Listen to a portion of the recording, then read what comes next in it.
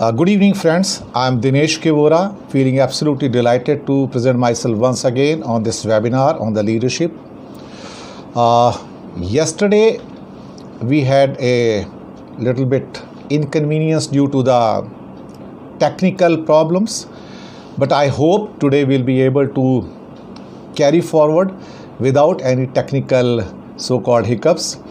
And yesterday, what we covered basically in this our session, but before I start, let me pay my gratitude to this beautiful institute, the Kirti man, who has been coordinating this show beautifully, and I am thankful and pay my greetings and thank you to everybody here. Today, we'll be presenting the next part of leadership domain. Almost 62 students right now presented. I'll give you a slight recap of what we had done yesterday actually. We had talked about the types of leadership. We had talked about the change, challenge, capacities and contentions, theories, types. And almost more than 100 people were there. Beautiful response was there. Of course, in the first part, we had some difficulties as far as technology is concerned, but it's part of the life. We have to carry on with this one. Friends, it's always a privilege and honor to speak on these platforms when these Institute of Excellence who offers an opportunity to speak to you people and give a view on how the leadership domains are being covered and also discussed in the world and how they are impacting us adversely or favorably. And all these things are extremely important because we need to understand these things in historical context. We need to understand in the present context what kind of pathways and vision we can have for the future and what kind of possibilities, opportunities, unpredictabilities are there. I think these are important facets of leadership domain, as I had said yesterday in my session, that we are passing through a turmoil, turbulent times. Like in the flight, you are there, and when captain announces there's a turbulence in the air and you need to fasten a seat belts, and we had fastened our seat belts for last 2 years because we were passing through the COVID times. We were confined to our homes. Normal activities were adversely impacted, and also so-called our thinking power, emotional power, our health. All the domains of the life got impacted. Our family lives got impacted. Our health got impacted. And then we had to face these challenges and overcome these challenges to find out the novel solutions, innovative solutions. And man has this inherent capacity basically to deal with these so-called contentious issues also. We have the capacities, we have capabilities, we have something special in our mind that we can program the things. It's not the program which can rather produce a human beings. We the human beings make those programs, create those programs. So all those contentious issues can be solved as we have solved in the past.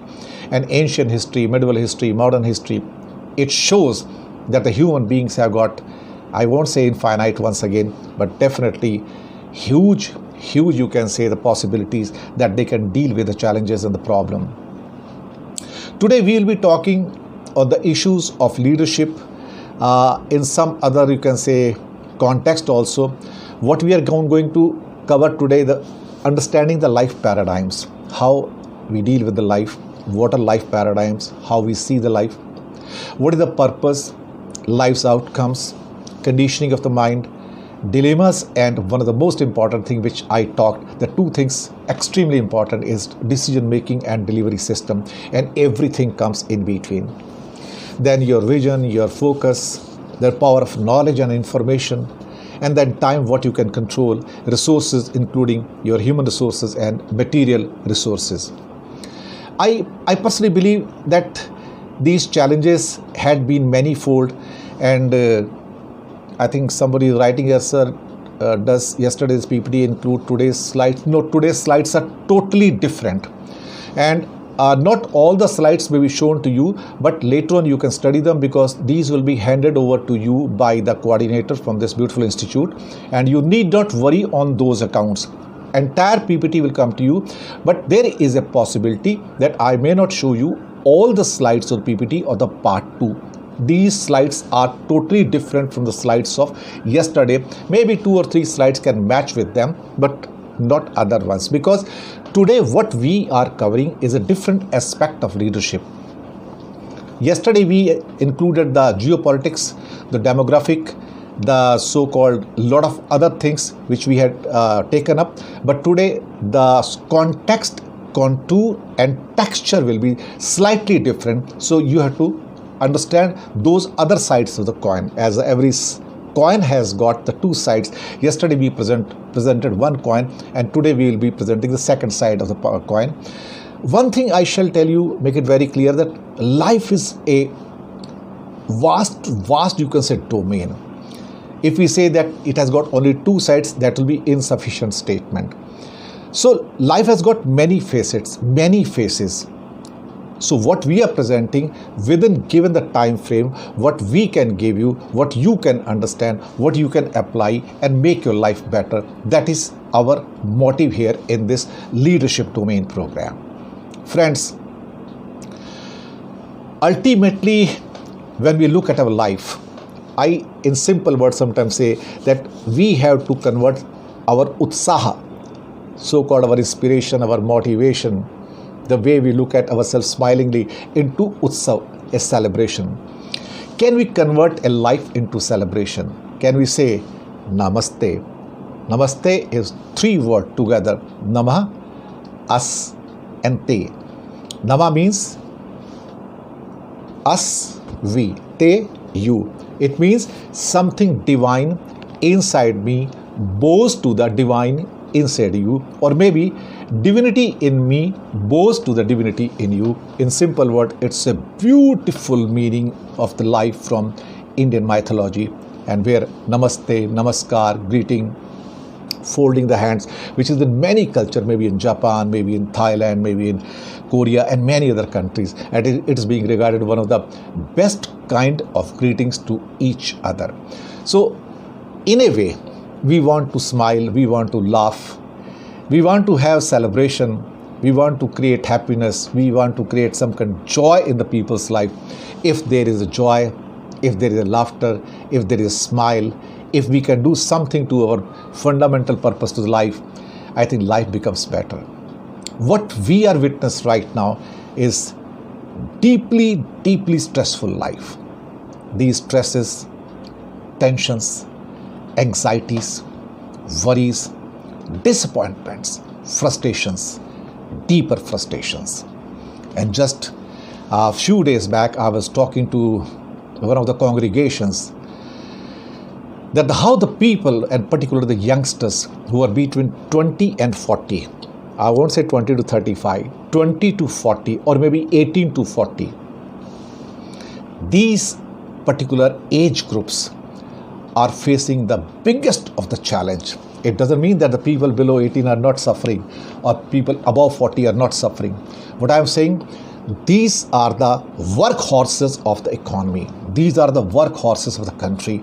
These are the people, it's in their prime time. They deliver the things to uplift the nation, organization, or maybe the business organization, your own family life or institutions. And this prime time, these people are under deeper frustrations and disappointments. You will not believe a very large number of young population is under depression, deeper anxieties, worries, and that is basically fundamentally leading to the scattering of the society. People are getting disfragmented.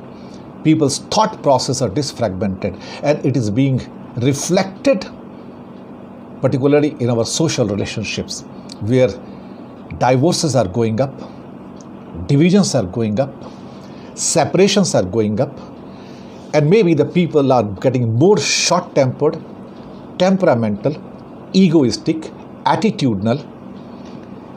Are they attitudinal and short-tempered? Essentially, they are not. But outside conditions, circumstances, pressure, stresses coming from the market, and then so-called deadlines, which are extremely deadly, which are killing you people, are actually impacting you mentally, emotionally, physically, they're draining you out. And then you are expected to take the fantastic decision. Then you are expected to give the fantastic delivery system. Let me tell you, we are living in an energy world. Slight background to it. Energy world means everything here is energy. You and your body is energy system. Wherever you are living right now, in a dwelling or the house or the flat or Bangalore, wherever you are, that also carries a kind of energy. Then you got a third source of this triangle is the cosmic energy. The energy is what we are receiving from so-called cosmos, the sun, the moon, and other planets. The light energy, the gravitational energy. Small example. How these things can impact us. In this triangle, particularly what I talked about here is the cosmic energy, the human energy, and our dwellings or so-called home, office, whatever might be. Now, the cosmic energy, the moon's gravitational pull can create the tides in the sea, high tide and low tide, twice in a day. Looks such a huge body, it can move. And human body is consisted of 70% of the water. It gets impacted by that pull. Then you got the magnetic pulls, north pole or south pole. And then the light coming from the sun and other planets, or other stars I would say, that also impacts positively or maybe sometime negatively. Now life is all about balancing of energies, and life is all about balancing of energies inside our body. If our body is balanced, if body energies are balanced, we are healthy. Emotionally we are healthy, physically we are healthy, and then mentally we are healthy. And then if we got the energy balancing in our body, our decision making is also healthy. If decision making is healthy, then definitely we can do something through which our delivery system will be healthy. So prime objective of the life is to de-stress yourself through any technique. Pick up your technique, maybe yoga, maybe meditation, maybe exercise, maybe sports, maybe watching some fantastic movies or thrilling movies, or maybe the movies from National Geographic or Discovery channels, or maybe wildlife also, hill stations also, whatever you like. Question is, can we keep our mind at peace? The question is, can we keep our mind in balance? Can we maintain our patience? If we can do it, we can have the fantastic decision making. I tell you, my entire management begins with one word. It also ends with the one word, and that one word is called connect. Connect. Connecting with whom? First, connecting with yourself. Before you connect with other people, before you connect with the outside world, your priority is to connect with yourself. Now, connecting with yourself, it means communicate with yourself in positive manner, productive manner, in pleasant manner. Isn't it so beautiful? Once you have connected with yourself, I can assure you one thing, then you can do any kind of decision making, and then you can connect with the outside world effectively and efficiently. Then your decision making is going to have a very positive and productive impact on outside world also.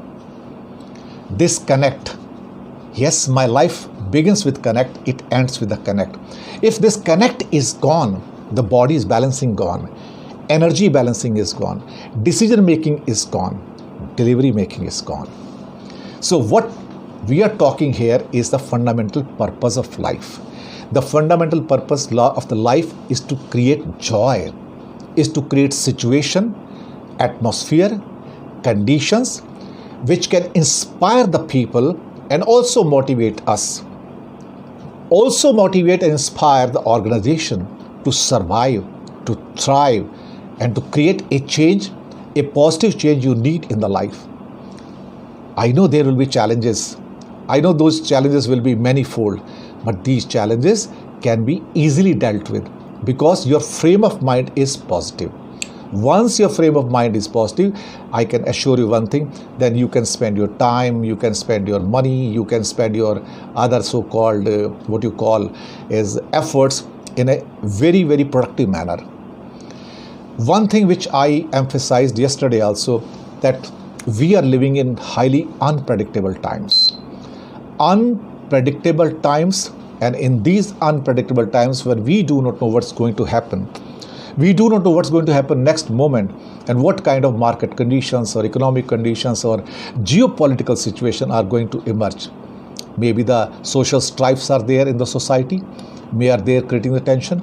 Maybe there is a kind of class conflict, religious conflicts, regional conflicts, geographical conflicts, and also people's conflicts.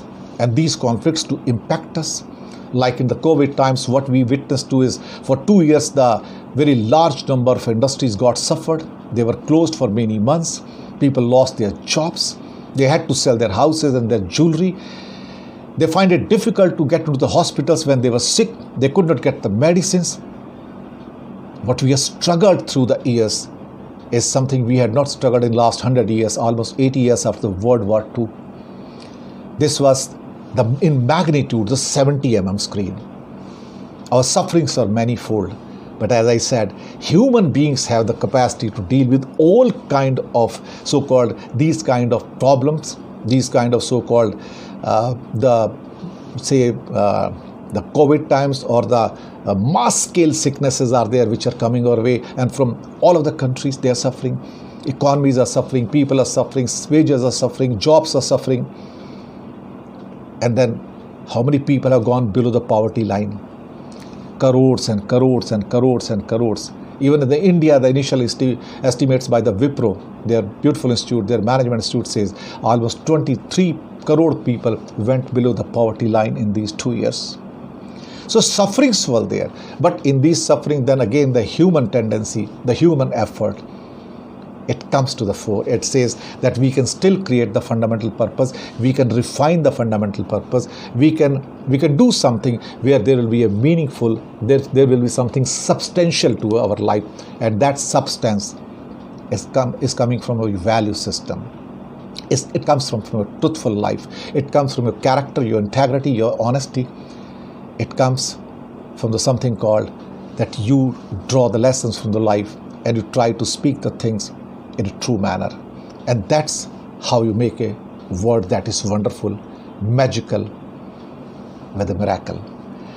I believe if we can do it, we can make our life much better.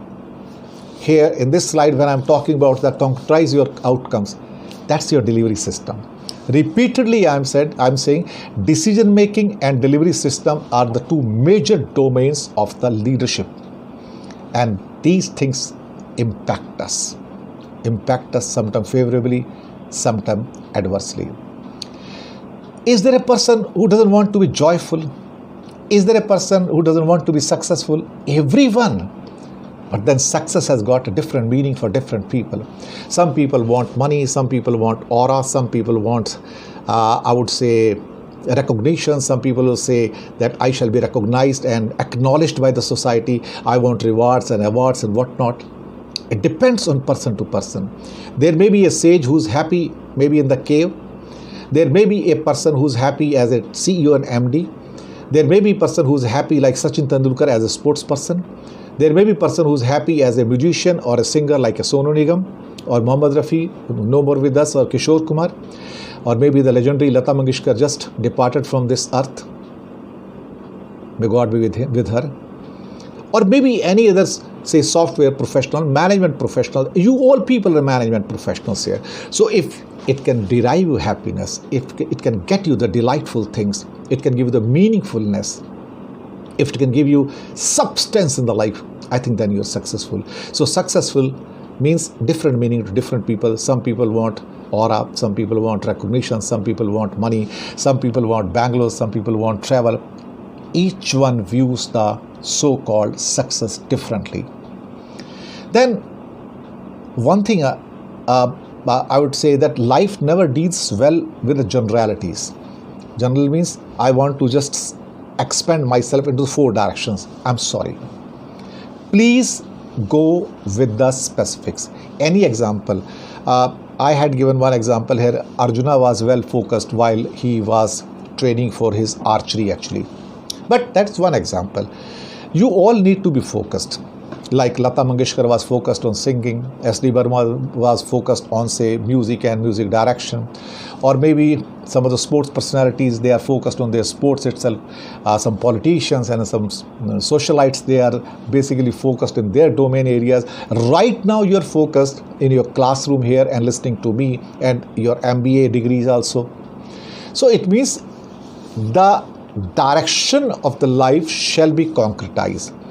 You must know where you are going. Just like a small example I'll give you.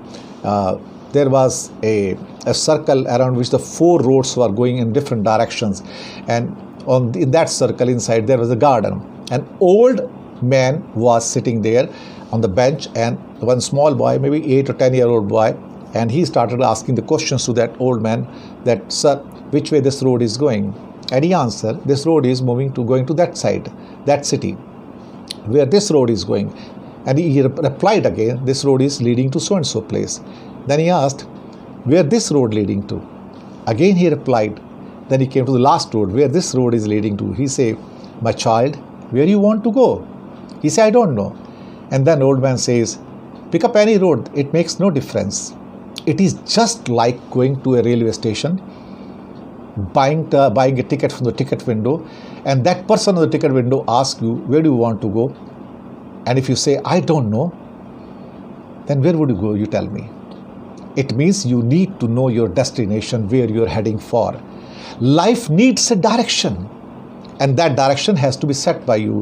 And some of our people are just repeating the names of Bimal Rai, Brunal Sen, and the Satyajit Ray. So I'm trying to go through your comments also. So you are absolutely right. I totally agree with you. There is no doubt about it. So life deals with the outcomes which are concretized. You know where you are heading for. It means question the choices you have made. Now, this is one of the most prominent thing in the so-called leadership domain. Why? Because here what is happening, that once you make a choice, then you need to question, why this one? Why that one? You need to get the answers to that one. An answer has to be logical, reasonable, smart, realistic, achievable. Of course, these are goals also. But then your answer has to be absolutely right and correct, satisfying one, with substance, with meaning. Yet if you want to fly to, say, you are going to some ticket booking, you can say e-commerce domain, and you want to book a ticket, say, from Mumbai to Delhi by air, you know by which airlines you want to go, what time you want to go, what time you need the flight, which is the reasonable price, you can say, the fares available to me right now. It has to be logical and smart and reasonable, where you save the money also and also save time also, and which can be achieved. So it means small things becomes the part of your life dreams. Now, when we talk about dreams, they can be much bigger in the domain, much bigger in the magnitude, but those dreams have to be segmented, categorized in small, you can say, classified things. That this is dream number 1, dream number 2, dream number 3, and they're all interconnected.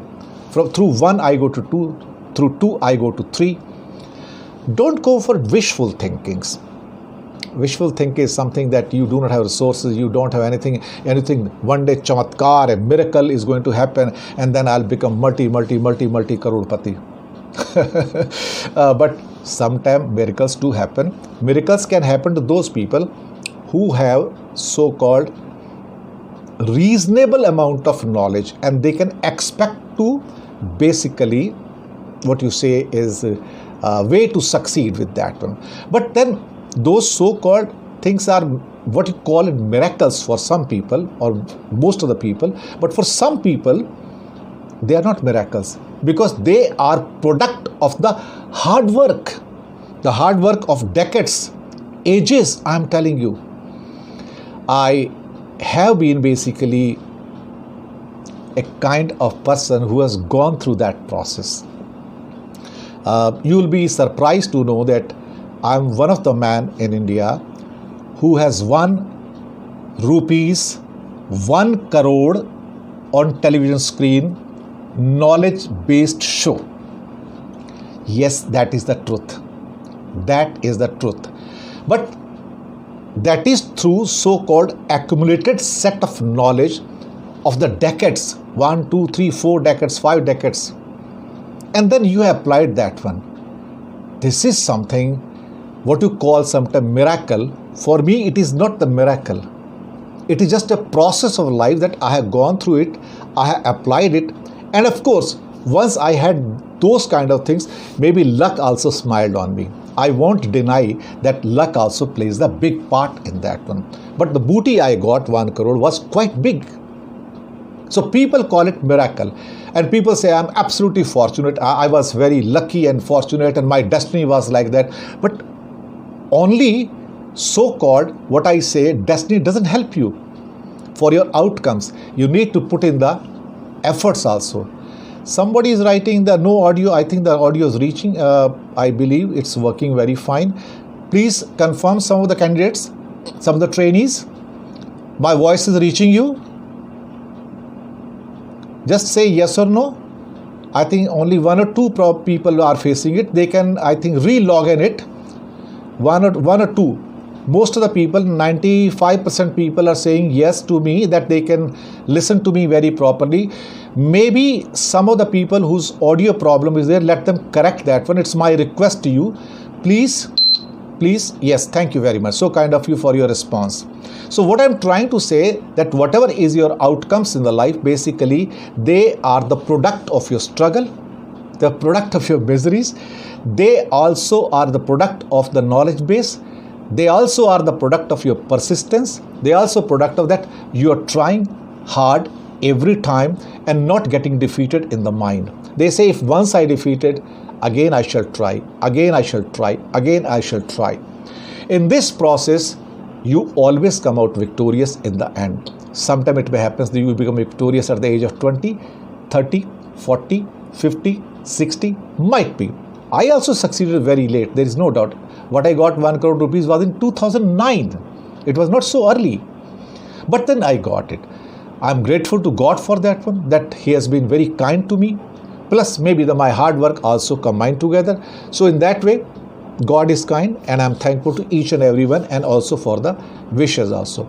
So what I'm trying to say through these things, that your outcomes should be concretized. What you want to deliver, where you want to reach, what's your destination, what you want to accomplish within a time frame. If you can do it, then things become very simple. Now your results, basically what we call it is the intangible form, you can say. What you can see, what you can feel, what can make the difference to you.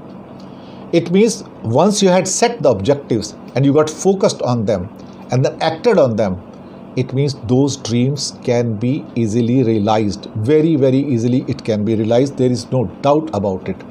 And then when we come to the next slide, what it says in simple word, life is an art of possibility. Yes, I firmly believe life is an art of possibility. What we can do, what we cannot do. Yesterday I used one word repeatedly, that human beings are programmers. We, the human beings, produce the programs. Yes, everything what you're going through, maybe the Microsoft, these operating systems and Android systems and other systems, every kind of system, every kind of program, every kind of software, who has created it? We, the human beings, through a gradual mode. But can programs make human beings? No. It's only human beings who have got the immense potential, immense capacity, immense, you can say, capability, and they keep on, you can say, innovating and try to give you something.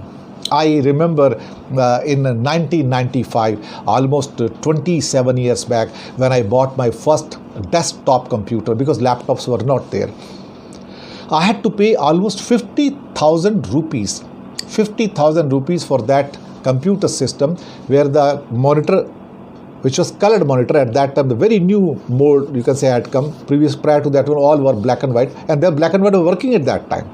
I had spent 50,000 rupees in 1995. And you know what was the hard disk capacity? You'll be laughing right now and smiling, I am telling you. 500 MB. 500 MB, and I thought, what I'm going to do with the 500 MB? It's too much. And today when I look at 500 MB, I feel just 500 MB, half GB? What I'll do with that one?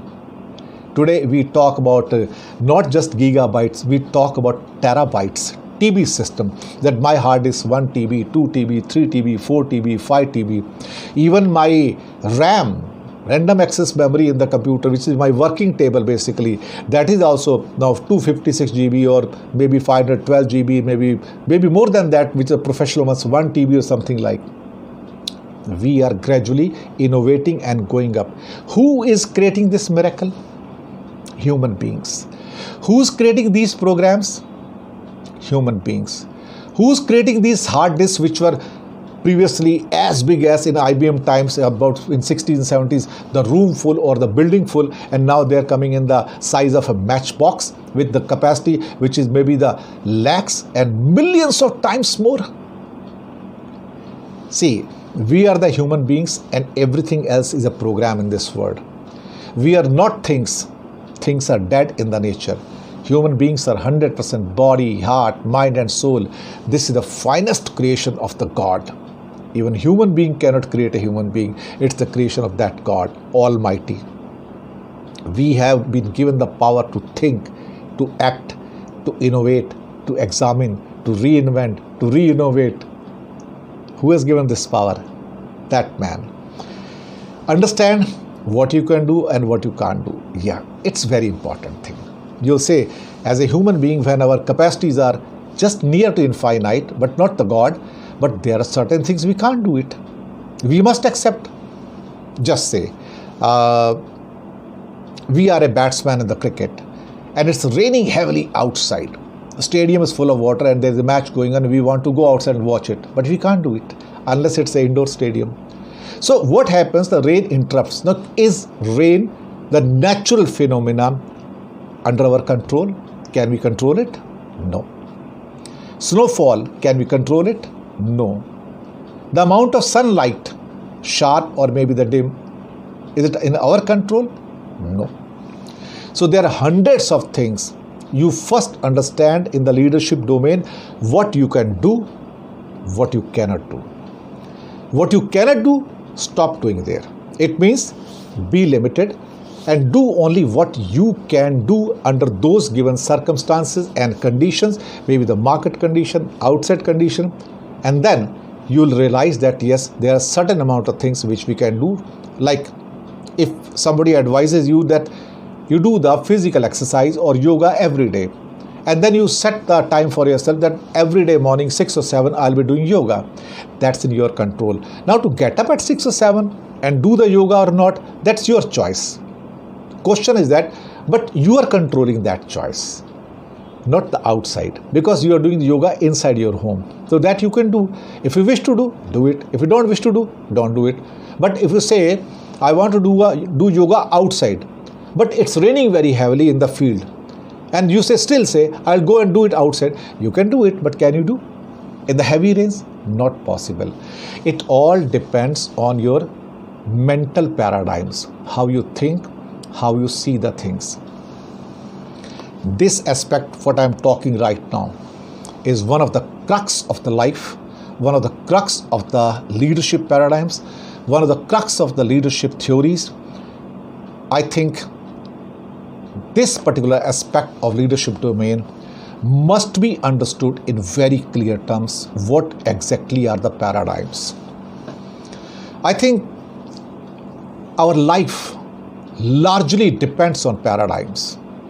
It largely depends how we view ourselves and how we view other things and other people. Now, it's a kind of, you can say, the specs you are wearing. It means what you see, what you perceive, what you understand, what you interpret, either things or event. It depends and differs from person to person.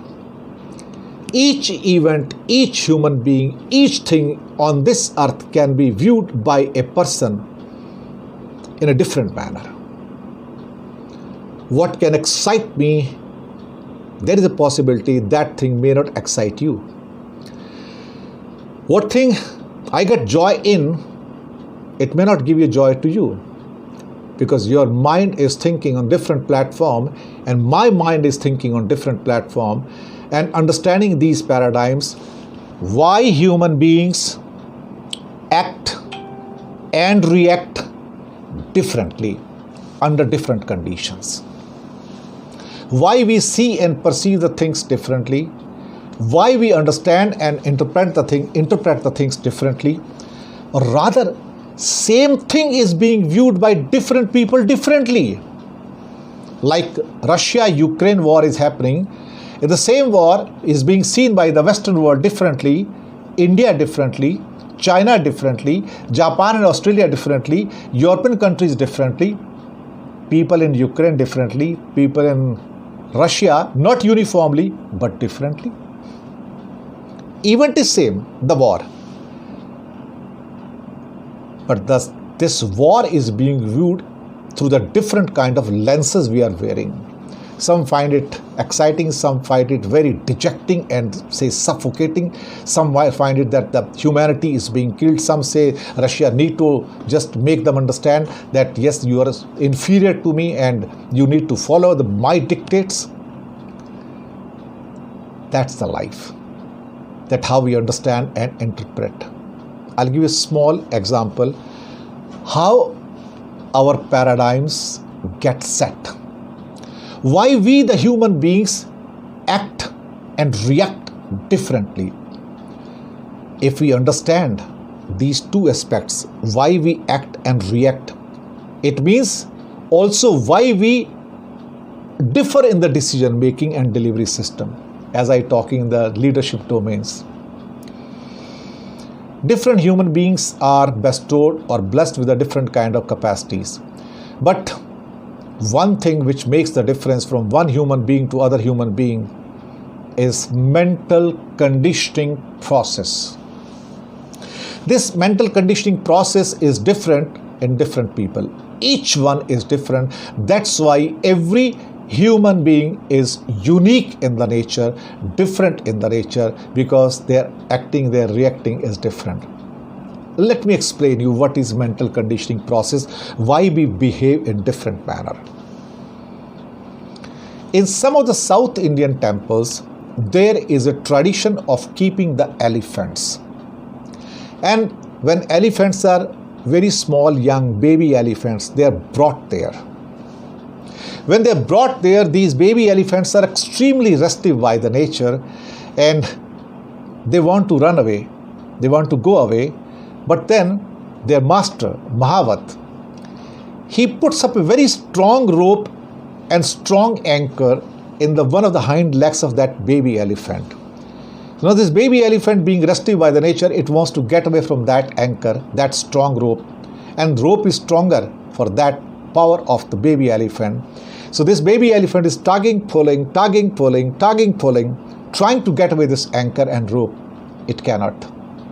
Why it cannot? Because rope and anchor are very strong. It's more powerful. Rather, it has got more strength than the baby elephant. After 1 or 2 weeks, when a baby elephant has tried a lot, a software goes into the mind of that baby elephant and programs his mind, which says, whatever you may try, however you may try, you will not succeed. You are not going to succeed. And then this baby elephant, under the impact of that software, stopped trying. Yes, it stops trying. Once it stops, and when this elephant, baby elephant, grows, it becomes big, so big that it can uproot the trees. It can carry the big loads. Same baby elephant, by the master of the elephant, is tied on the same hind leg by a very weak rope and weak anchor, and sometimes anchor is also not there, only hanging rope is there from the leg. And the moment elephant realizes that my hind leg is now tied by a rope, it never tries to go away, because there was a program in the childhood which said that however you may try, you will not succeed, and that program is still working in the mind of that adult elephant. Now, let me apply the same simple example to human beings. Human beings, when they are born, they are bestowed love as an infant by mother, father. It grows a bit, then being taught by the uncle, aunties, cousins, teachers, guides, neighbors, friends, and then hundreds and thousands of types of these so-called software enters in the body of or mind of this particular infant and the baby, and it starts impacting him. That works as a filter. Then every action, every reaction, every behavior, every communication, every attitude, it flows from that filter of conditioning of mind, because what these programs or software do, they condition the mind. This is called the mental conditioning process, and every person, every human being, man has got a different kind of conditioning, different kind of programs. Some got the love from the parents, some didn't get the love from the parents. It also works adversely. Some has got different kind of education. That educational process is also a mental conditioning process. Like I'm talking to you something right now through this lecture, what I'm doing, I'm conditioning your mind, because I'm giving you my software. What is my software? My thought process, which I'm telling you. And some of you might be convinced, some of you may not be convinced, but ultimately it depends on your mental conditioning process, your filtration, what kind of action and reactions you are seeing in me. One more example I'll give you. When I started my lecture here, you had viewed me differently. Maybe after yesterday, a lot of technical difficulties were there, and we had slightly, things were disintegrated, but slowly we try to integrate them into a proper shape and picture. Then we consolidated the thoughts, then we reached you. We tried to give you the change, challenge, capacities, contentions, types and other things. Things started settling down. Dust got settling down. It means a newer picture came. What picture you saw of Dinesh Vora yesterday was different. In the second session, it was different. Today, when you're watching me, it's different. And right now, it is different. Maybe after 1 hour, it will be different. It means your paradigm, your way you are perceiving me, or way you're perceiving this lecture, or way you're understanding or interpreting me or my knowledge, or maybe my presentation, it is changing from minute to minute. This is called mental conditioning process. This is called paradigms. Now, these paradigms are basically roots to your human survival, human extinct, human, you can say, the decision making, human delivery system, human communication, human behavior, everything it sets actually. That's why I say these paradigms, when we look from the eyes of, or the specs or the lenses of leadership paradigms, they become different. That's why each and every paradigm is different. Each and every human being is different. I recollect many decades back. I had been very fortunate in many ways rather. I accept it actually. It's not that I have not got the pains of life. It's not that I have not been hit hard by the life. It is not that I have not suffered. It is not that I have not suffered health-wise or wealth-wise. I have suffered immensely. But I believe that I have always counted on my blessings, not on pain. I never count on my pains. And I feel very happy when I share my achievements, or maybe what I have got, what I have been blessed with. One of the biggest achievements of my life had been that I had met few times Mother Teresa. Yes, exactly, if I remember, 3 times in my life. I got her blessings. And she just used to say, God bless you. And very small statured lady, and her eyes, I mean, such an aura, such a shine, as if the God was there. Once she puts your hand on you, you feel blessed. You feel that energy is flowing. What is that energy? Energy of connect, energy of positivity, energy of productivity, a pleasant energy, cosmic energy which comes from that God. And you feel blessed. You see that there is someone special. Small statured, the person for whom compassion is the most important thing. And once compassion flows, it knows no bounds, it knows no boundaries. It blesses all. It does not discriminate. What you get from that life, that leadership paradigm, compassion, empathy, and two most important things in the life, the meaningfulness and substance.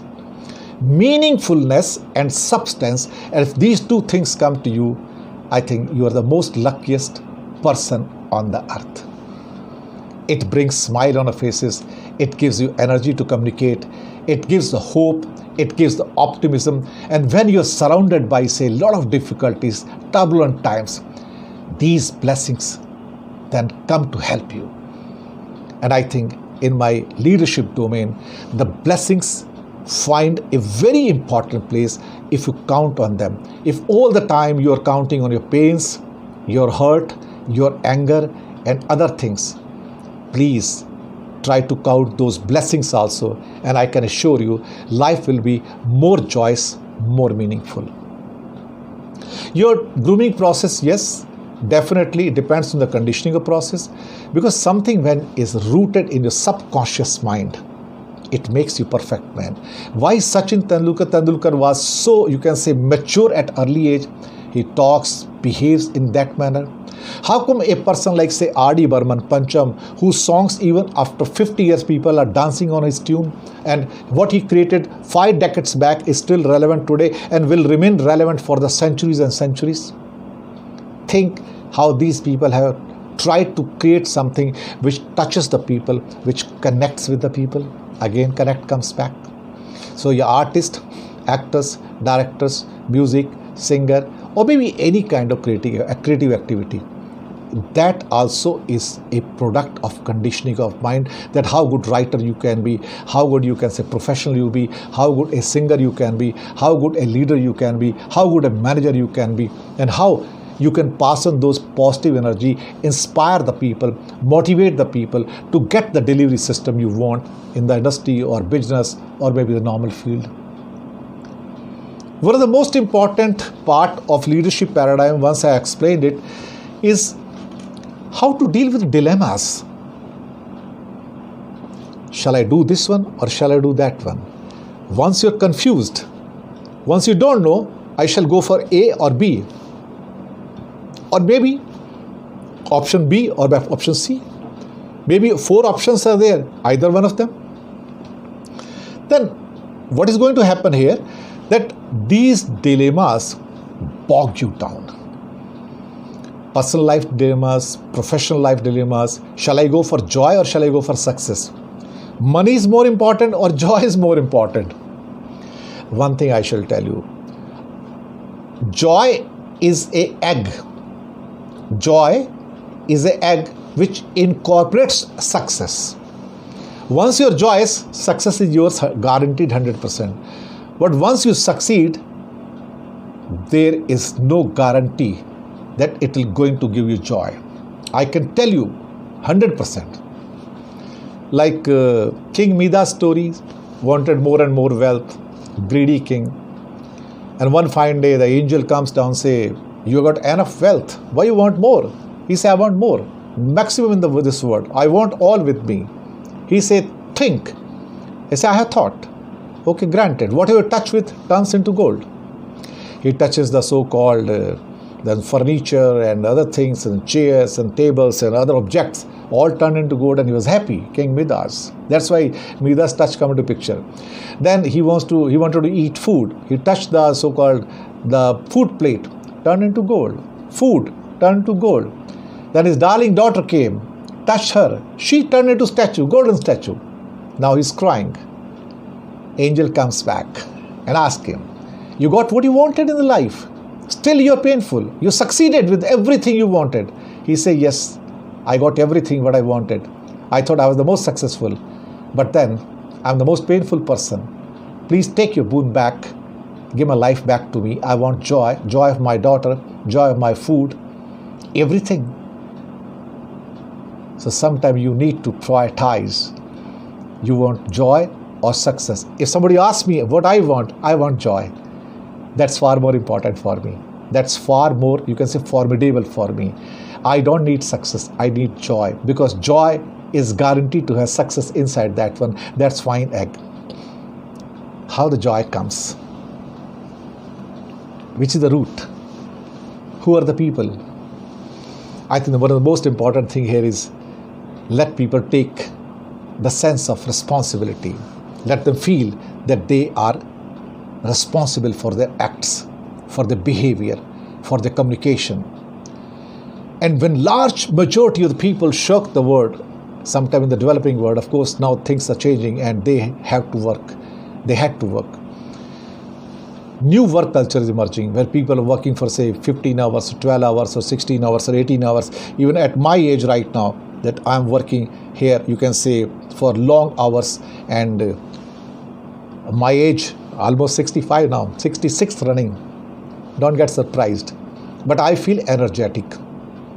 15 hours a day, I run my channels, YouTube channels, current affairs. I conduct talk shows. I write newspaper columns, many in a week. I do any number of activity.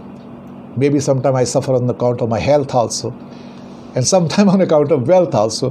But as I said, I'm the blessed person. God has been extremely, extremely kind to me. Because at this age, my lead example would be to follow the people who are setting the new tones in the society. Even at the age of 70, 75, 80, they are working fantastically well. Amitabh Bachchan is almost 80 right now, 79, 80. But still, he conducts the program, he walks in movies. That's his passion. If an old person, the oldest person like Joe Biden at this age can become the President of United States of America, almost 80, and he's working for longer number of hours. And there are n number of people at the age of 60, 65, 70, 75, 80. Even our honorable Prime Minister is now around, he's 70 plus, 72, 73 plus, or 74 plus right now. So he's working energetically. There are people right now you are not looking at the age, but their energy systems are working positively, productively, pleasantly, and their delivery system, decision making is still as sharp, because sense of responsibility is there. They feel that I'm having something which I can deliver to the people, and that's far more important. One of the things which are extremely important here, students, let me tell you that at around 8:05 or 8:10, I'll be giving a small break to you people, as I have been directed by Institute also, and my coordinator also, Ms. Kirti also. So maybe another 5 minutes, after this slide, I'll be folding up and going to next slide only after the break, that one, when it will be 8:05 or 8:10. Then create the trust and commitment. Now, these are one of the heaviest words in the English dictionary. Trust. Trust comes at the interpersonal level, one to one or one to many. But whom we can trust? Think. We can trust only the people who are trustworthy in the nature. So the trust as a factor comes at the interpersonal level, where the trustworthiness as a factor comes at the personal level, where you create something which makes you trustworthy. What makes you trustworthy, by the way? Have you ever thought? Two things. One, character. Yes. One, the character. Two, the competence. Character means your honesty. Character also means your truthfulness and your courage. Character also means your levels of integrity, that you are true. If you're true, you have the integrity, you have the character, you have the truthfulness, people will rely on you. People can trust you that this man is true person, whatever he says is right, and I can trust him. But the one more quality is required for that, and that is the competence. What I'm saying here is competence means two set of words. One is skill, and one is something which we call basically the positive mental attitude. Now, lot many people are skillful people, but they are not competent. because they are not willing to work despite having the skill. Sometimes there might be some moral issues which may bind a person to say no, but very large number of people, despite having the skillful things, still say no, or reluctant or in dilemma, don't do the things. There might be a kind of explanation which says that when somebody says, I don't know, I can't do it. I can't do it. It means what? He doesn't know how to do it. It means it's a training issue. Second thing, I won't do it. It means he knows it, but he doesn't want to do it. It's attitudinal issue. Now, third one, I won't do it. He doesn't have attitude. He is also skilled. Still he say, my value system, my morality says that I can do it. I won't do it because I feel this is the wrong I am going to perform, so I won't do it. Three meanings are there. Now, if you are competent and if you are the character, it means you can do it, then people will trust you. It means you become trustworthy at the interpersonal level, and the person who is trustworthy at personal level, he becomes the he can be trusted at the interpersonal level. That is the trust for you. That is something which is significantly different, because very large number of people will find in this world who are skillful people, but they are not competent people. That's one reason when your CEO or your MD in the organization, they ask for a person who can be trustworthy, who can be competent. It means there may be large number of people who are having the skills, but they may not be competent enough to do it. That is the dilemma. How to create that trust. Trust needs honesty. Trust needs sense of responsibility. Trust needs that kind of commitment. Trust needs something which is absolutely essential in the leadership paradigms. One person is writing here, sir, how to trust people? Whenever I trusted, I got bitched. Okay, or rather dished also. Well, when people lack character, when people lack truthfulness, when people lack integrity, when people lack the courage, these people shall never be relied upon. First, check out whether these people are honest and true. And if they're trying to just sidetrack the truthfulness, if they don't accept their wrongs, if they don't accept the faults they have got, if they don't accept the weaknesses, and they basically say short-tempered, but to the people they say, I'm the most peaceful mind person, and I'm the handsome, and I'm the vibrant, and I speak always truth.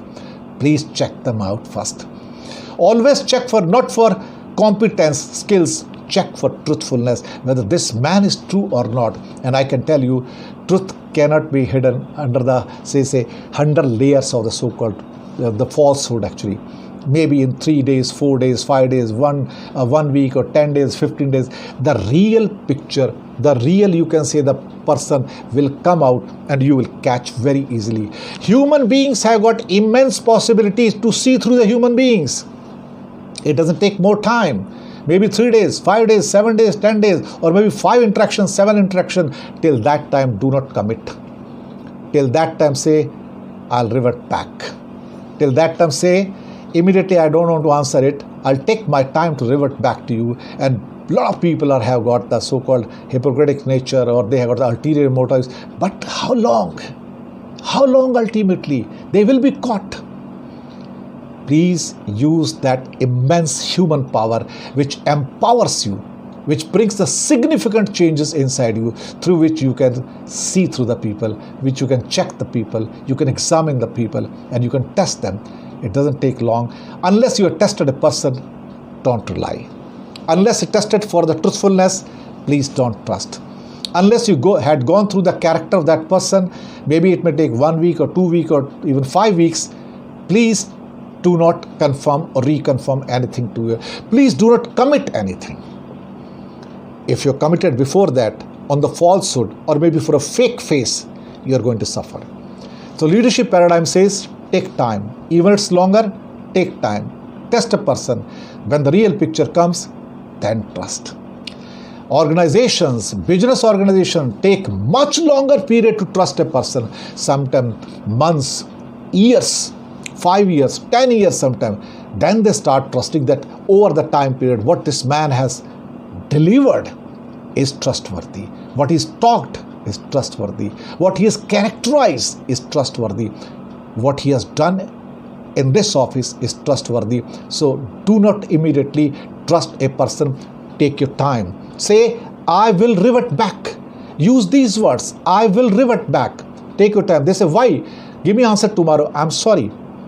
Life doesn't work in that manner. Life cannot be concluded in 24 hours or 48 hours or 72 hours. A decision has to be sometime for a longer periods. One of the person, Yashasvi, says, can we have this PPT? Yes, all PPTs will be handed over to you. Don't worry about this one. I may not cover all the slides of the PPT in this lecture, but the PPTs will come to you because it has got a lot of information. It is going to help you. Right now it's about 8:10, and as per the directions I got from Institute and Coordinator, I am giving you 5 to 7 minutes break, and by 8:15 we will assemble back and start this session again.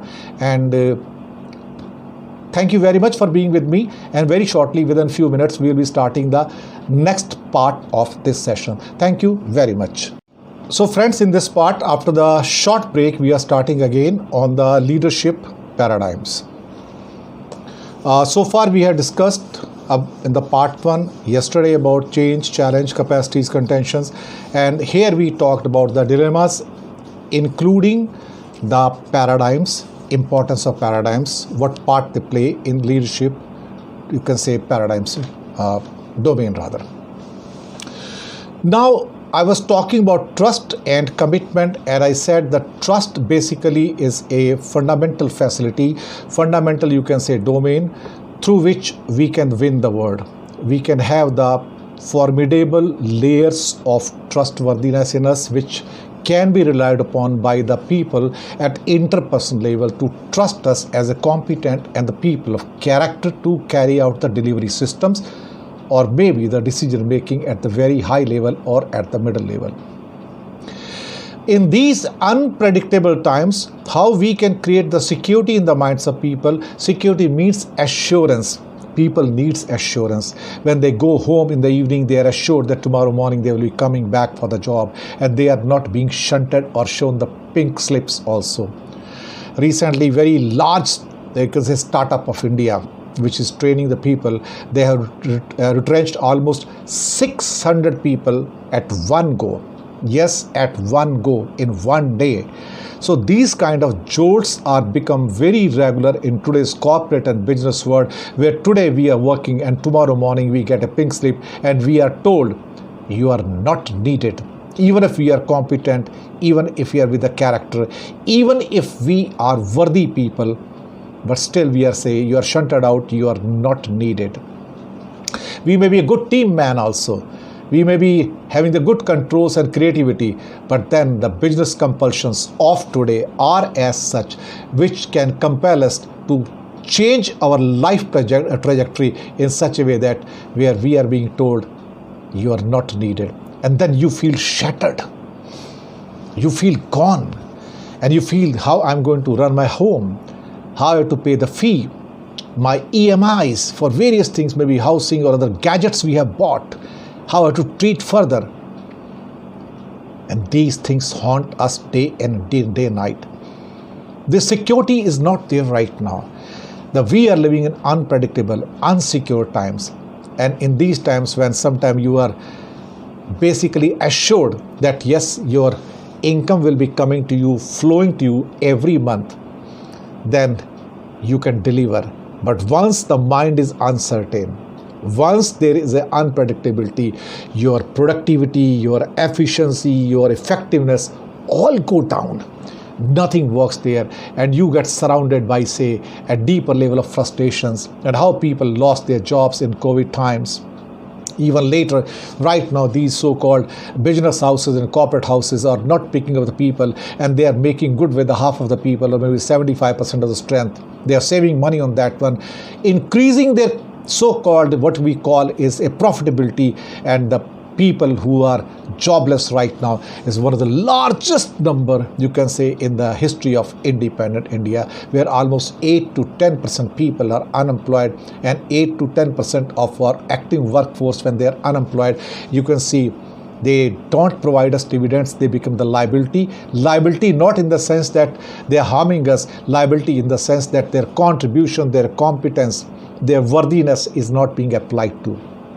And then there are millions and millions and crores of people in this country, in India, who are underemployed, who are worthy of getting, say, 40,000 rupees salary per month, but they are working on 12,000 rupees, who are worthy of getting 1 lakh rupees salary, they are working at 20,000 rupees. This is called underemployment. This causes worries, anxieties, and I tell you, sometimes depression, that people get frustrated and deeply frustrated, disappointed and deeply disappointed, and they get into depression mode or depressive mode, and they cannot come out of that one. That impacts their relationships, their health, their emotions, their learning process, their creative process, their spiritual domains. You know, human beings is a bundle of energy. It works on the 6 domains, that is your basically family, your finances and career, your health, your learning process, your social setup, and also your spiritual domain. 6 domains. I'll be coming to later on also, this one also. And there is a misbalancing of these 6 domains energies. Your mind is sick, your health is sick, your body is sick, your emotions are sick, your social process and learning domains are sick. And then what it impacts, number one thing, which I said you earlier yesterday also, is your decision making process. Life is all about taking decisions every morning, every afternoon, every evening. It can be a programmed decision. It can be a non-programmed decision. It means something which is already programmed. Means you get up in the morning, you just brush your teeth, you take bath. Everything is programmed that in morning time I have to get fresh. Then I have to get breakfast. Then I have to pick up my lunch box. I have to go to my office. Then there's a break in the office. Then I have to do this work. By evening I'll come back. Or maybe if night duty in the morning, I'll come back. Then I'll come back and have a cup of tea, my dinner at that time with the family, and then maybe watching few programs or newspapers or something in the early morning and the evening also, some magazines, and some getting inputs from the friends also, going to sleep. All things programmed. But then in between something happens which is unprogrammed. Suddenly those things come, and then you have to take a decision. Programmed decisions are much easier to do, but the unprogrammed decisions, when they happen sudden, that you are just sitting in the office and one phone call comes, somebody is pretty sick and you have to rush to the hospital, it is unprogrammed. It is not there in the scheme of things of the day. Then you have to re-decide yourself. There are also decision making. How shall I go? By cab? Or shall I get the leave? Or shall I ask somebody from my family member, my spouse or somebody else to just rush to the hospital?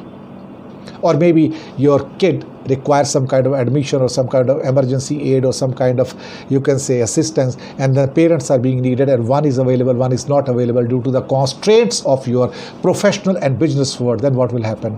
Unprogrammed decisions comes to you, then rescue sometime. If you are in the peace of mind, you have the patience, you have the positivity, you are a smiling face, you can deal with these challenges, because this change which is coming to you in the unprogrammed manner is a challenge, and that challenge can be dealt through your capacities, your potential, your capabilities, and these contentious issues can be dealt easily.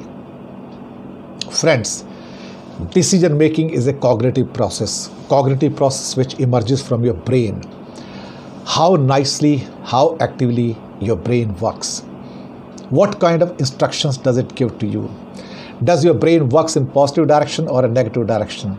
There are people who always think negatively. There are people who always think positively. There are always people who think pleasantly and productively. There are people who think favorably, and there are people who view critically. Then this is a cognitive process, and this cognitive process of decision making depends again on one thing. That's your so-called mental conditioning process on which your paradigms have been set. Your power to interpret, power to understand, power to see, power to perceive, power to think is set in that motion. And every decision-making process produces a choice. Action, no action, opinion, no opinion, to do something, not to do something, to go ahead, not to go ahead. So it's a reasoning process. Reasoning means one question leads to an answer, and it may lead to multiple answers. Those multiple answers can also lead to the multiple questions, and that can be irrational, that can be irrational also, or rational also, and it can have explicit assumptions or tacit assumptions. Like buying something, you want to buy something, you want to buy a mobile phone, you got just say 30,000 rupees in your pocket, the budget is 30,000 rupees, but then you come across, I got this special phone of very high company which is around 60,000 rupees, and after discount it's 50,000 rupees, as a lot of newspapers are carrying front page, you can say advertisement of that brand. I won't name it, but you know it. The huge discounts are there, 20,000, 30,000, 40,000, and you can buy at 60,000, but you have got a budget of 30,000. You get tempted. If I pay 30,000, then maybe at the EMI I'll get another 30,000 rupees and I'll pay from my pocket for next 6 months. And is this EMI basically is interest free, or how it will be deducted? If it is deducted, then how my other expenditures are being met there? So buying is a choice. Now you have to decide here. This is a decision making. Sometimes this decision making becomes emotional, not rational, not logical, not reasonable, and then you, under the bout of emotions, you say, let's go and buy it. And I can tell you in this word, lot of decision making which happens in this. I can tell you such kind of decisions, when they do happen, it impacts you. It basically sometimes drain your pocket, and later on, once you have taken a decision, you regret it. I wanted to buy the things worth 30,000 rupees, but somehow I bought the things worth 60,000 rupees, and 30,000 rupees is now debt on me and I have to pay through EMIs. So whether these are logical?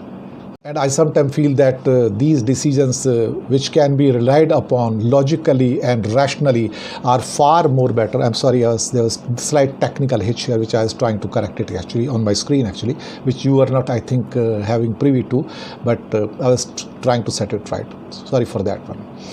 So this decision making process is a kind of in 6 domains of life which I just talked about: the family, the career, the health, the social setup, learning, which is mental and psychological also, and spiritual also. A question is that if we have some financial emergency and we don't have it, how to deal with such situation? Very good question. Once you are employed, you are having some money, please plan it, please save it. But in today's world, what exactly is happening? We are spending the money which we had saved in the past.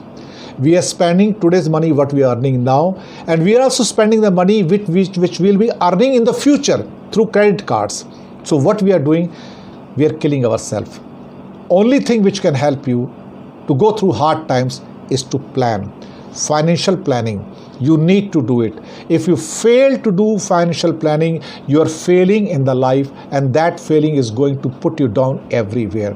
Please see to it, whatever money you are getting, little or more, a part of it should go to saving, because in the rainy days means hard days, when it comes to a situation when you need money in the emergency and you don't have any other source except the borrowing from bank or some other, you can say, fake institutions who lend you money at a very heavy interest rate and squeeze you and rather kill you, please get away from that one. Get away from those decision makings which compels you to buy, you can say, expensive goods, and that put the drain on your pocket. Don't do it. Please do small financial saving every month. If you're getting something, that is the only sure short way through which you can prosper, you can grow, and you can get help in the hard times. These 6 domains which I am talking, once again remember it, don't forget. I'll be repeatedly coming to this one: family, finances, health, social setup, learning, and spirituality. These are the 6 fundamental domains of the life.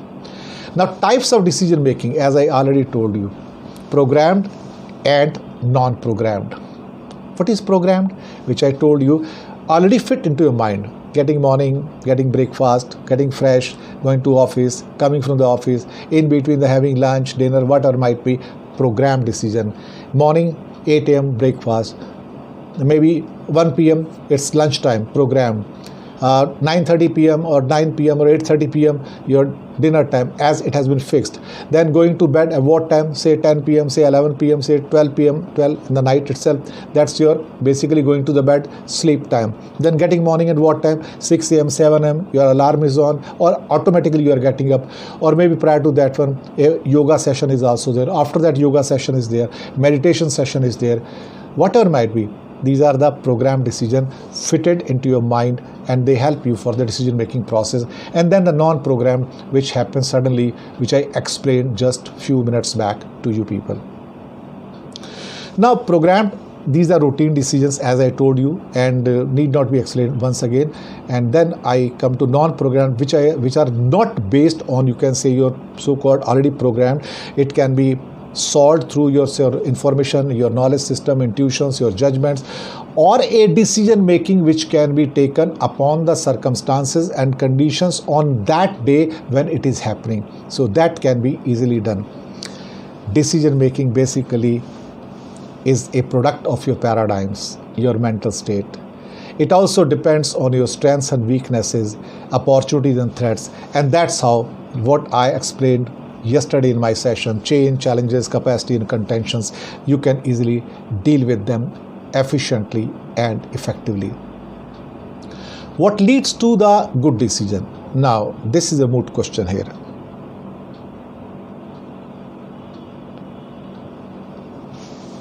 One, mental clarity. Most of the time, our minds are basically clogged, get foggy, get hazy, because we are bombarded with complexities from the market, from outside world, and also from the dilemma from inside us. And they bog us down. Once they bog us down, our good decision making goes away. If good decision making is not there, our outcomes are also clumsy, and then it impacts our purpose and direction of the life. Clarity about information and data in hand. Always check what data you got. These days on the social media, you get a lot of information, a lot of data. It can be from friends also. It can be maybe from your near and dear ones. But let me tell you, please check the data, its authenticity. Like we make a lot of forwards in the WhatsApp or maybe some of the social media platform. We got one forward, we forward without seeing to the 15 people, 10 people, 20 people, 100 people through a group. Please check it. Check the authenticity. Even the much bigger politicians these days, when they post the photographs of some event and that photograph belongs to some other state or some other event, I won't name it now whether bad or good, they get ridiculed for that one. They get trolled for that one. Apply your mind. Don't become blind. Don't become aloof. Somebody tells you that 10 people got killed there. Please verify. Why you want to send it? You become the rumor monger. In today's world, don't do it. Once you get the data in your hand and right information, please check through the Google. Check through the authentic news portals. There are many. Those who won't give the wrong news. And there are many news portals these days who basically give about the fakeness of these forwards, whether these viral videos or something, they are true or not. Imposed ones, fake ones. And then something which is less ambiguous. Less ambiguous means less risk. It means the data are authentic. So your information, your forwards will be absolutely true, which people can be, where people can trust you. Facts will always help you. Options can always help you. You need to be careful. In this world, when things are moving at breakneck speed, fast speed, the speed of a bullet train, and the messages get passed on from one hand to other hand and then the next and third, and within say half an hour, 1 hour, 2 hours, 3 hours, they become viral. They reach lakhs of people. It impacts their minds and they start believing this is true. This is not true. Please, please do not go by numbers that at least 100 people know it or 1 lakh people know it, so it's true. No, there is every chance it can be wrong and it can impact your decision making.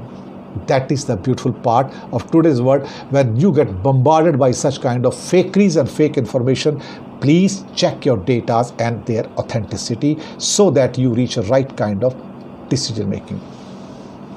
Here I am talking about the fundamental purpose in the next step actually. What exactly the fundamental purpose? Again, meaningfulness. Again, joy comes back. And then if a decision is right, value-based decision, true decision, correct decision, courageous decision, whether it brings pain or pleasure for the people around you, whether it brings the pain and pleasure to you itself, and whether they are based on the true life principle and practices. If so, concretize it. Your outcomes, your delivery will be fantastic.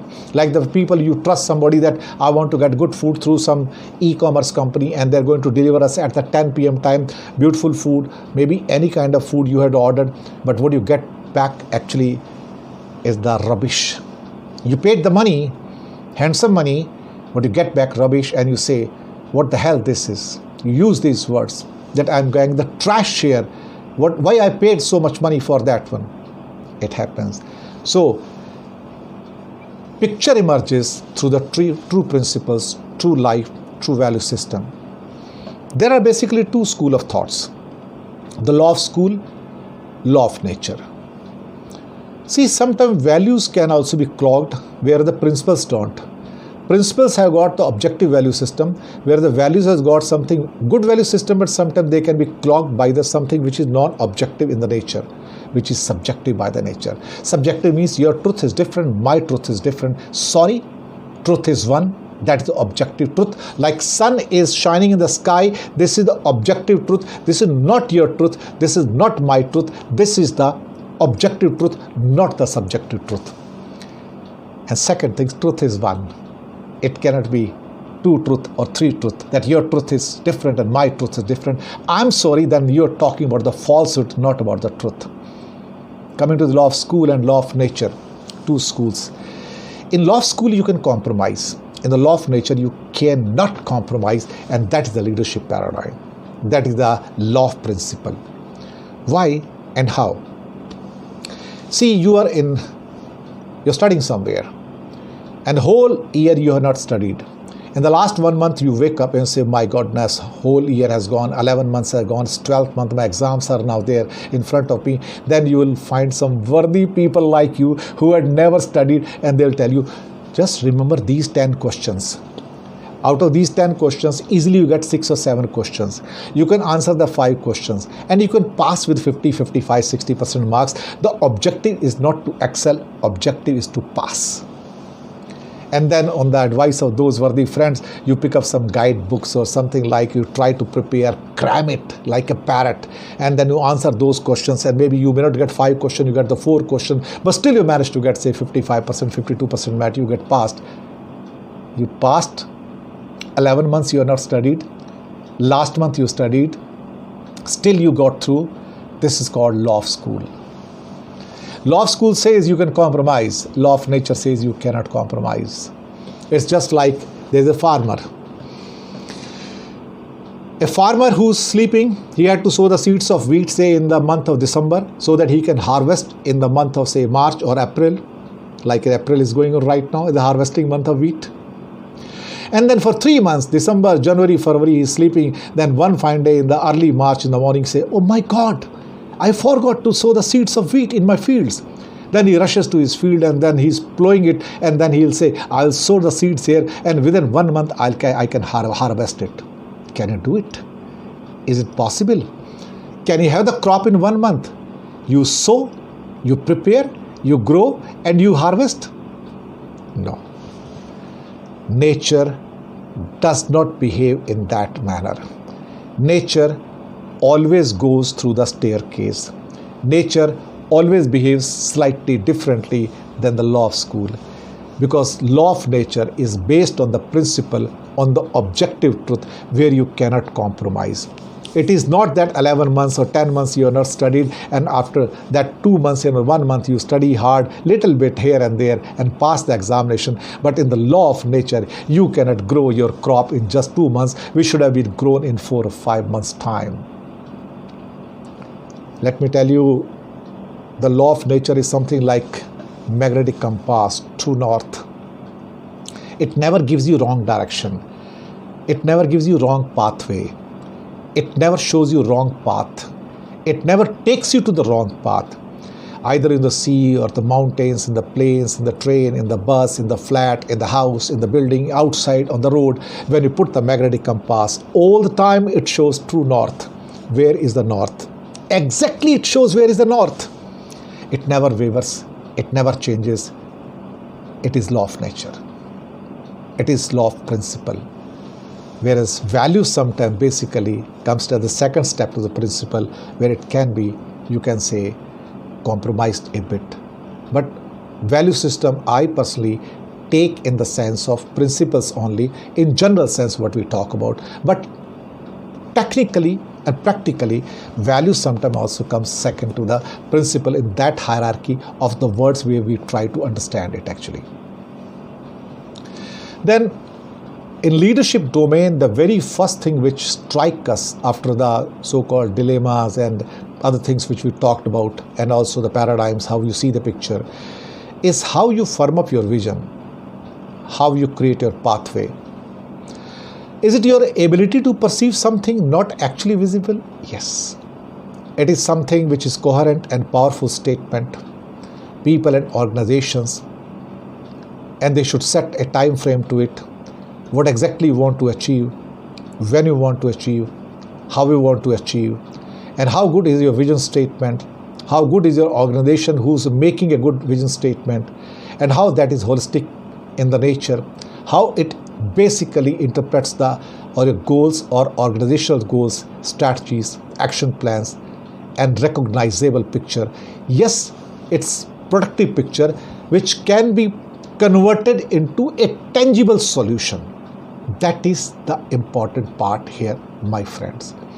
Now, coming to the next slide here, which speaks about what a good vision provides us. I explained to you. It's basically, it gives you liberty to be creative in the mind. It creates the energy, inspires actions, creativities, path of possibilities, how to meet the future challenges. Only the vision can do it. To seeing something which is not visible now, but you can see through your eyes, closed eyes, that is what I want to achieve. I want to reach moon, I want to reach Mars, I want to reach somewhere else. It activates, it provides a direction, it works as a catalyst for us, and also bestows on us a sense of responsibility, because potential leads to actions, actions to results, results to belief and attitude, and then again to potential, and again to actions. That is a kind of series what we go through here. Then once you are passing through the state of vision, you come to the state of focus. Focus is very, very important actually, because I have seen the people lose focus very easily. When we talk about intense focus, that you are focused on your objective, the path you are set in, the goals you are set in. But the focus sometimes becomes like a soda water bottle. Once you open it, the fizz goes out and then it becomes a water. Then wavering of focus leads to nowhere, and you lose track of what you intend to achieve in the life, and it can bring pains in place of pleasure.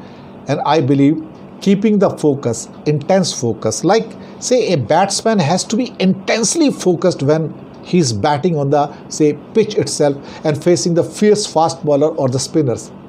Not everybody can be as focused as Sachin Tendulkar or Sunil Gavaskar or the wall, Rahul Dravid. Intense focus, and that's how they have succeeded. It has got its cost, because every time you activate your mind, get focused there, don't get waver, ball after ball, you just closing your eyes or opening your eyes and focusing on something, that I get the true picture out of it. Only people who can focus hard are the people who tend to achieve tangible results and focus on few things in the life. not focus on many things. And when the final moment comes, just focus on that when the ball is being delivered to you, that where the ball is landing, how I am going to tackle. When you say how I have to tackle it, that is the decision making. And that decision making here now is based on your focus. It tells you that this is a fierce ball, I need to stop it, not to hit it, and how to stop it so that I don't get out or don't get the edge out of it. You need to know what can waste your time, what can distract you while focusing on a particular thing or a specific. If you can do it, then I think it becomes much easier to do the things. How you spend your time? Best option, do the important things, not the urgent things. Because when it becomes urgent, when you don't attempt to do it, it's a dimension of substance and meaning. Then next option, do the urgent and important. Yani something which you had not done and now it has become urgent, but that was important, but do it. This is a dimension of demand of time. The next option, urgent but not important. Yes, there might be certain things very urgent. They may not be that important, but has to be done. Dimension of delusion. Come out of the maze, come out of haze, come out of the fog. Next option, neither urgent nor important. Dimension of distraction, but you get distracted. You're doing important things, you're getting unnecessary calls. And then they distract you. Beware of that one also.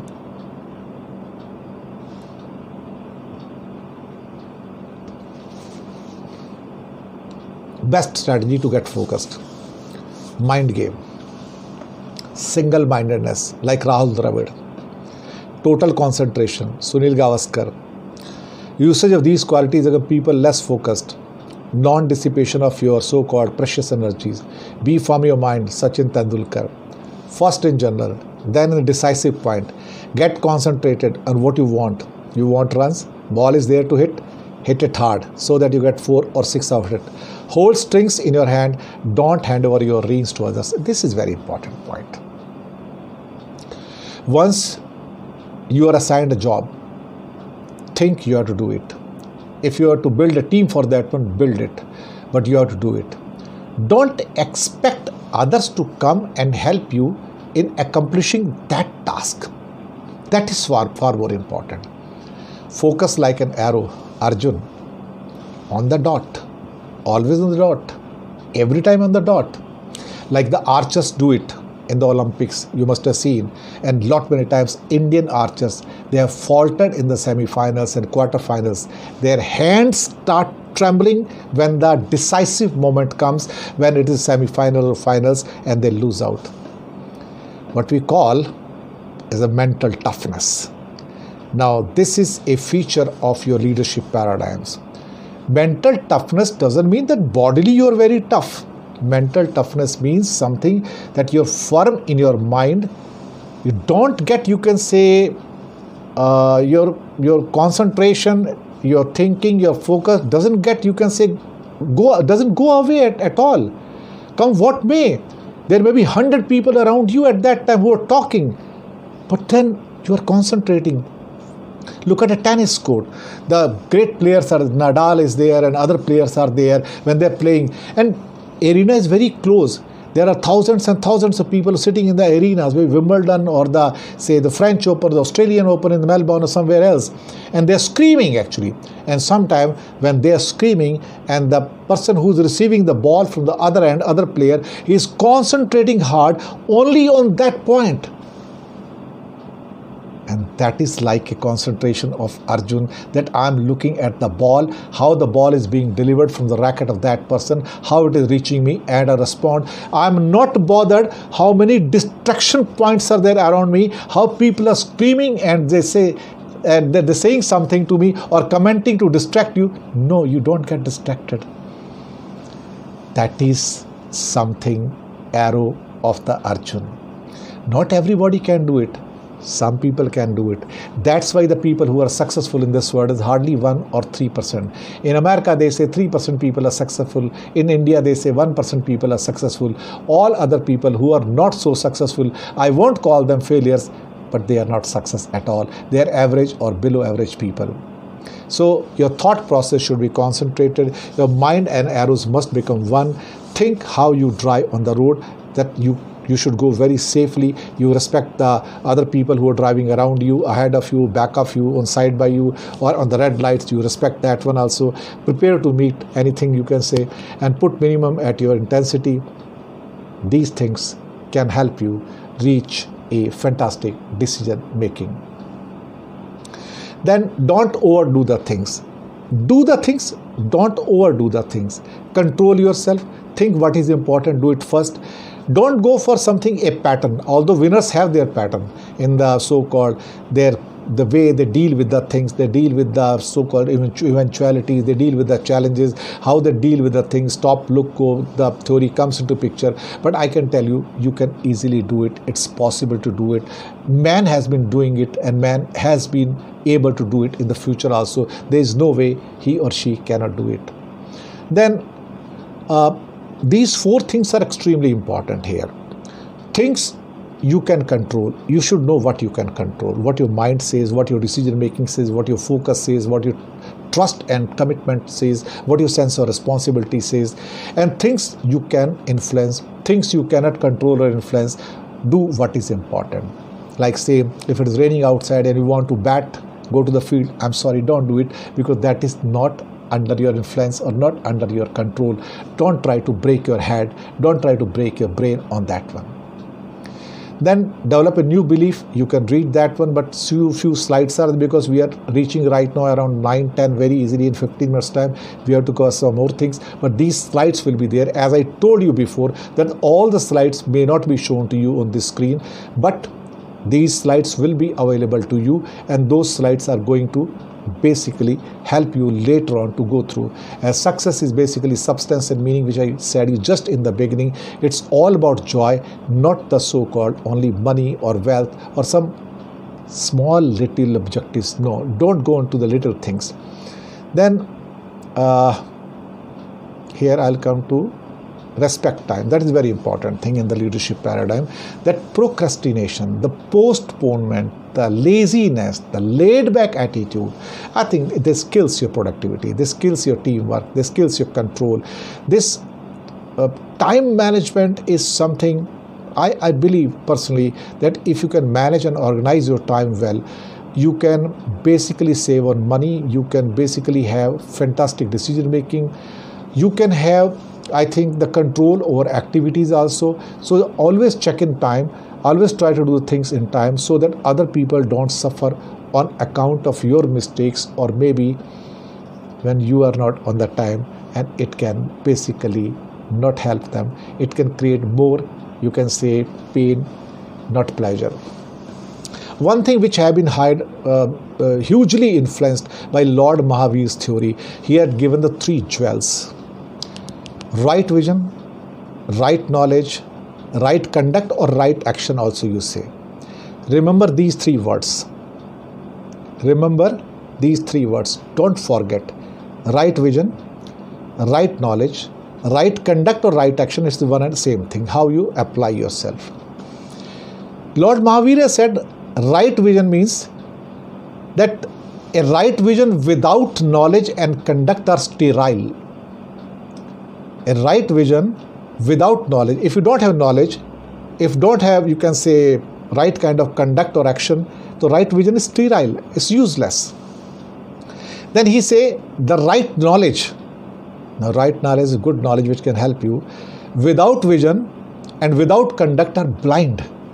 If you don't have the vision, if you don't have conduct, and you have the knowledge, then without right knowledge, vision and conduct are blind. Then the last one, without right action or right conduct, vision and knowledge are lame. Three jewels from Lord Mahavir: right vision, right knowledge, or right action, or the vision, or the knowledge, or the actions. We can also say true vision, true knowledge, true action or conduct. Any way you speak about this one, these become the three jewels of Mahavir: the vision, knowledge, and conduct or actions. Extremely important. If you go through these lines repeatedly, which you get later on, try to derive different meaning, you'll be beneficial. Someone is writing here, sir, one hand we are happy with our job but getting very less salary. On the other hand, handsome salary is offered but don't know about satisfaction level. Then how to take decision, because money is one of the needs today. I agree. I think this is from Deepa Sangha. I agree with your viewpoint that I said in the beginning in this show itself that people are underemployed. If they deserve 40,000 rupees, they get 20,000 rupees. If they deserve, say, 1 lakh rupees, they get 40,000 rupees. I don't call it unemployment. I call it underemployment, wherein the people becomes unhappy because money is the big need. It's one of the factors. Money can bring the satisfaction and meaningfulness and substance to your life, but with money, other factors are also important. Maybe when you grow in the life, when you reach a higher level of the age, when you got the more experience, maybe you add something to yourself, your potential and your capacities, your capabilities, your qualification, or your wisdom, or your decision making becomes good, or your delivery system becomes good. Maybe at that time the industry will not be that miser to pay you. And I think, but your problem, what you saying me here in this show is very true here, and I agree fully that the large number of people in this country are underemployed. They are employed but underemployed because what they are delivering, they are not getting back, and there are various reasons for that one. There is not one reason for that one. So friends, remember what Lord Mahavir has said repeatedly. I am telling you, right vision, right knowledge, right conduct, or right actions, they carry a lot of substance. Here, 4 types of people are also there. Someone who watches the things happens, he never gets the satisfaction. Someone to whom things happen is somebody sitting in the stadium and the ball comes and hit him. He doesn't know what's happening to me, why it has happened to me, why the God has been unkind to me. I was sitting here I paid the money, 500 rupees ticket, I bought it. Now see, somebody has hit the 6 and it has hit me hard. So someone to whom the things have happened. Someone who watches things happen, sitting in the stadium, say like that. Someone who doesn't know what is happening. He's just sitting there, maybe in the stadium, he's reading the newspaper, looking at the so-called mobile phone, and the match is going on. He doesn't know what's happening. And the fellow asks him, who's sitting nearby, how this man is playing. He said, which man? The batsman. Oh, sorry, I didn't notice. I was going through my mobile. He doesn't know what's happening. But someone who makes the things happen. Who's making the things happening there? The batsman, or the bowler, or the fielder, or the referee. It means the people who create contents. It means the people who are doing something. Then we come to the point, what is the knowledge? Dictionary meanings are there, but knowledge means basically a set of information which is coming to you, accumulated over the years, which can be retrieved from your subconscious mind to utilize at a particular given time. When an information is being put to the use through your subconscious mind, it becomes a knowledge. Then somebody says he's very knowledgeable. Why? Because you needed some information and he got you that information. Because that information was stored in the subconscious mind, it was retrieved back at the time of when it was asked by somebody there. Then some more points, you can go through them later on. I won't be reading them. Then one more small thing here, the confidence level. Now this is something I would like to elaborate a little bit on this one. Confidence to do the things in the life. Confidence to take a decision. Confidence to make a delivery system. Confidence to say, like I'm giving a webinar right now, speaking to you. Confidence to speak. Confidence to communicate.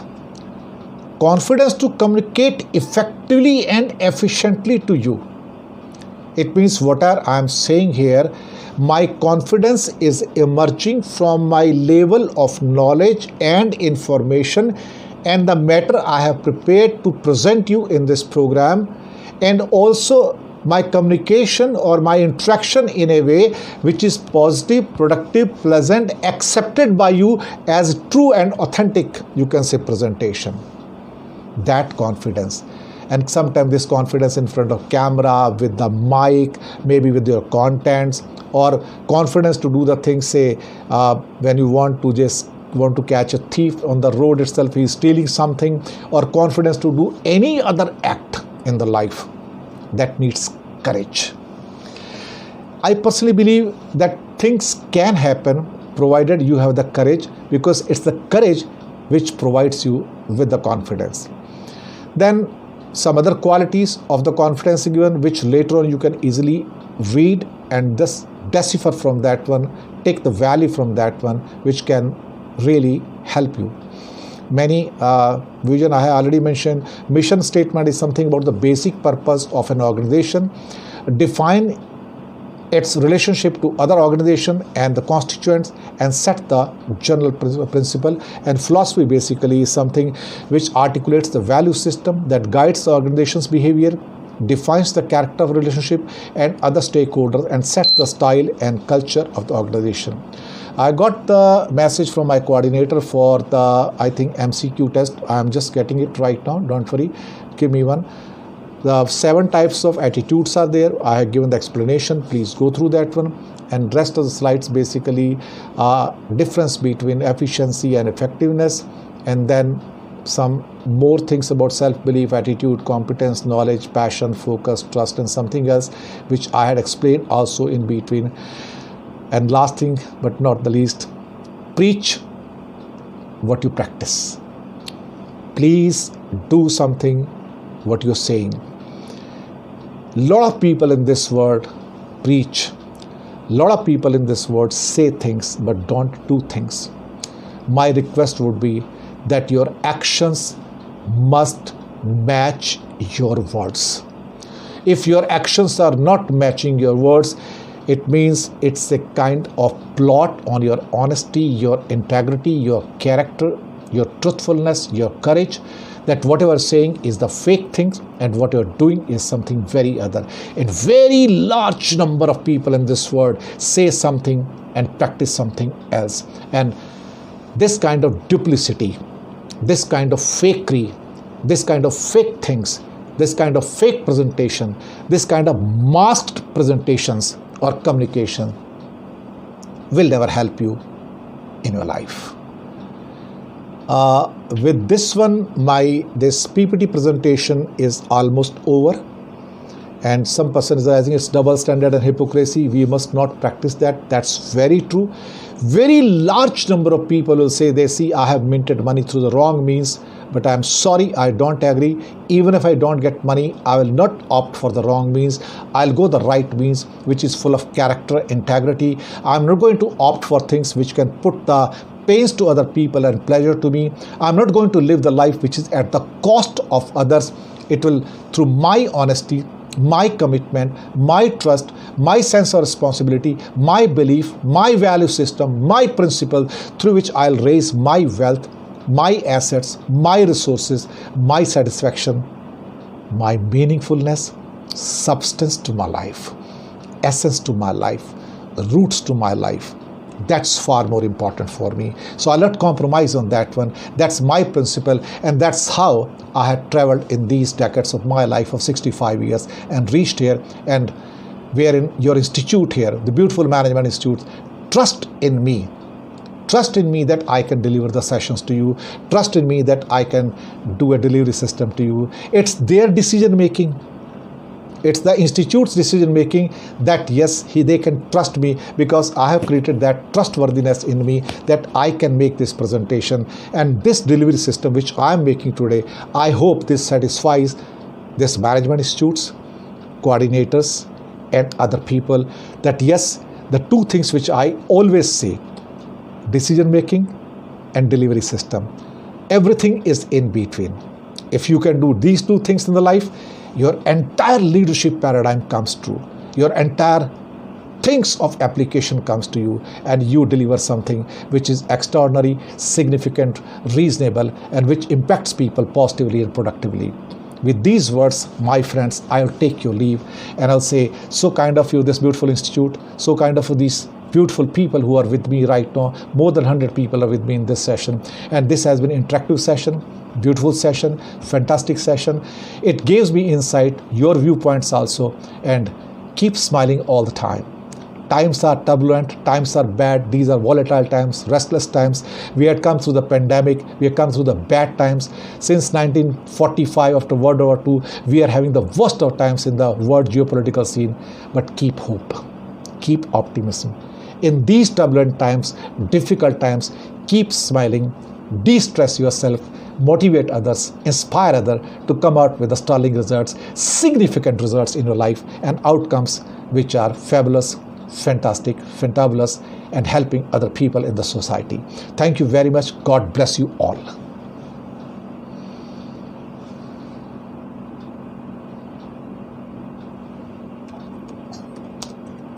So can we have the MCQ live? Yes, ma'am. I'm getting it. Students, please don't leave.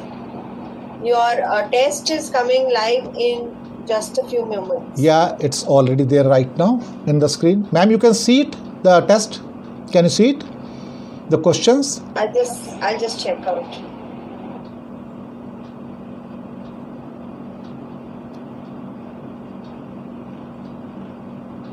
Or shall I put off my mic and then speak to you on the mobile for communication? Just give me a moment, sir. Sure.